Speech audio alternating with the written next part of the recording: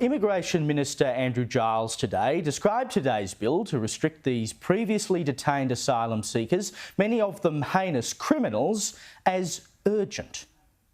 And that is why today we have introduced urgent legislation to strengthen visa restrictions and impose criminal penalties on non-citizens where necessary to keep Australians safe. But the fact is, there was no sense of urgency about this at all. The High Court handed down its decision last Wednesday, more than a week ago. Only today, Thursday, has the Anthony Albanese Labor government shown any kind of effort to restrict these people. Now, just as a reminder, the test case for all this was a man who raped a 10-year-old boy. He was the first person freed, wandering the streets. And perversely, because his victim can't be identified as a child, nor can he. So we only know him as NZYQ. He raped a boy, he helped overturn a precedent that allowed people like him to be detained, and now he is anonymous and walking among us. Those released include Aliyawa Yawari, a violent sex offender who has a record of attacking elderly women and described as a danger to the Australian community by a judge, and Sarul Azhar Umar, a Malaysian hitman who killed a pregnant woman and then blew up her body. Acting Prime Minister Richard Marles said today that the government would mercifully make an effort to talk to the victims of these grubs and their families.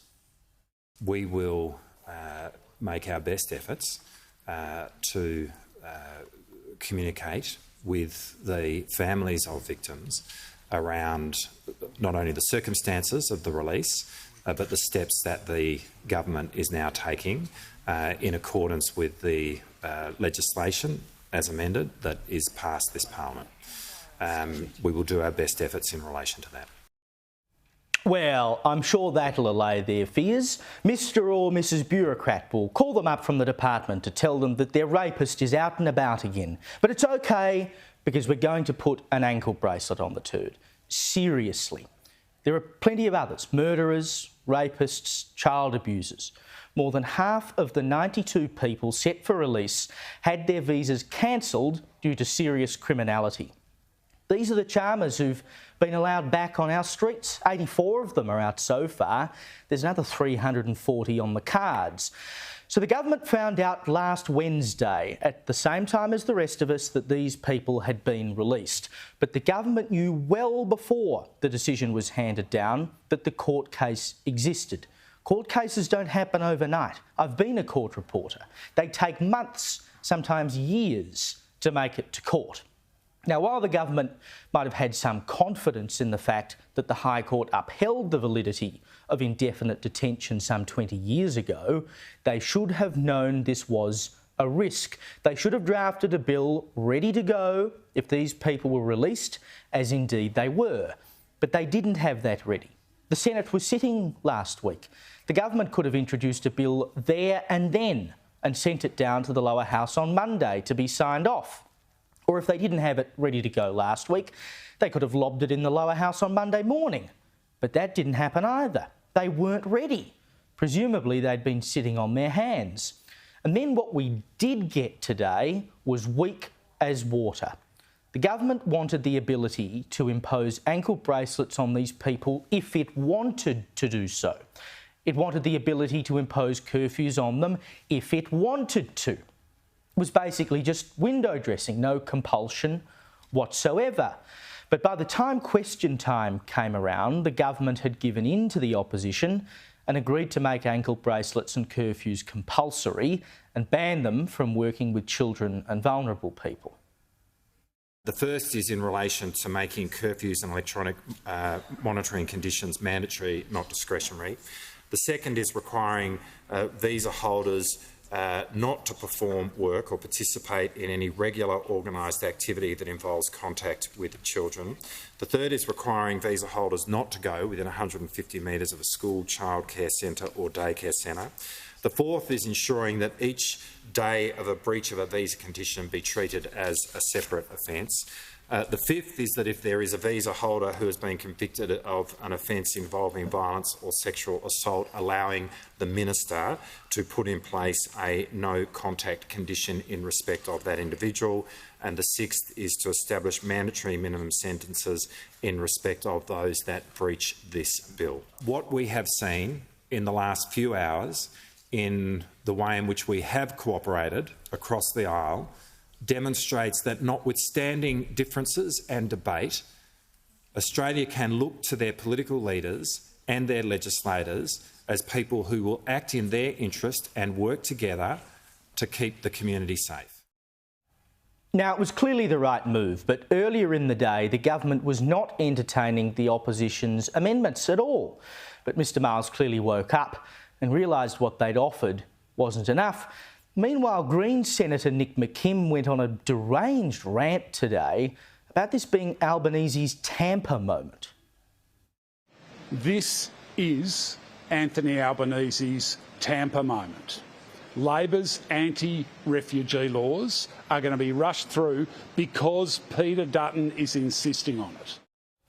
I mean, seriously. And he went on to say that it was double jeopardy and double punishment. All good, Nick. If you don't think there's a danger, then why don't you let them all stay at your house? Shadow Home Affairs Minister James Patterson said the bill didn't go far enough. It's not a big bill. It's 18 pages long. Frankly, it's pretty thin. And all it does is the absolute bare minimum required before the Parliament leaves.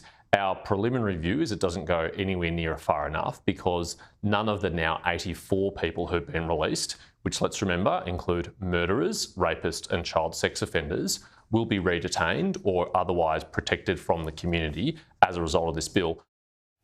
Opposition leader Peter Dutton also noted how deficient it was. The fact is that this bill should have been drafted months ago. It's inadequate in its current form. Now, the government has clearly been caught on the hop and they're trying to mop up the mess, but doing a decidedly ordinary job of it. About the only valuable bit of the original bill was that if the former detainees break the conditions put upon them, they can be jailed for up to 5 years. Bravo. But just as the other day, when she was questioned about all this, Home Affairs Minister Claire O'Neill couldn't deal with the issue directly without taking a swipe at the former government. The Leader of the Opposition loves to present himself as a tough guy on the borders. He never wrote laws as tough as this, Speaker. He never wrote laws as tough as this. Newsflash, Miss O'Neill, when Peter Dutton was Home Affairs Minister, these people didn't need to be jailed for breaking their conditions because they were already indefinitely detained. They were already locked up. And that was consistent with the understanding of the law at the time. You can't deflect your own incompetence by blaming the former government for not doing things it never needed to do because they were cancelling people's visas and trying to deport them. Which brings me to the next point. Why has no effort been made to re-detain any of these people in any way, shape or form? This was Miss O'Neill again today. I've said it before and I will say it again. If I had any legal power to keep these people detained, I would. I would do it. So they were let out, but what can you do to lock some of them back up again? I mean, it is absurd to think that you can come here as an asylum seeker and commit horrific crimes or commit horrific crimes elsewhere and then try to come here but be denied asylum. Yet we still have to keep you because the country you came from refuses to take you back, or we won't send you there because we think you'd be in danger. I mean, we may as well put up a big sign on the coastline advertising ourselves as the dumping ground for the rest of the world's criminal garbage. The anonymous child rapist who set all this off won his case on a constitutional argument that indefinite immigration detention breached the separation of powers between executive government and the judiciary. In other words, courts have to administer detention. They have to jail people, not the government itself. But courts, of course, administer the laws passed by the Parliament. So why can't the government introduce laws that would allow the courts to detain criminal asylum seekers that we cannot deport? If Ms O'Neill and Immigration Minister Andrew Giles were serious about keeping these people in jail, as Ms O'Neill says she is, then why wasn't that the bill on the table today? Why didn't she come with a proposal that would allow the courts to lock these people up because they are a risk to the public? Are you serious about this or not? These people should not be on the streets.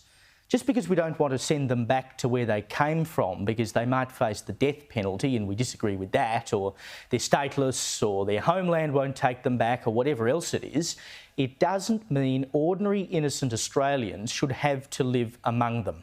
If you break the law while you are seeking asylum, that should be it. No more chances. We shouldn't be a dumping ground for human rubbish. We deserve much better than that.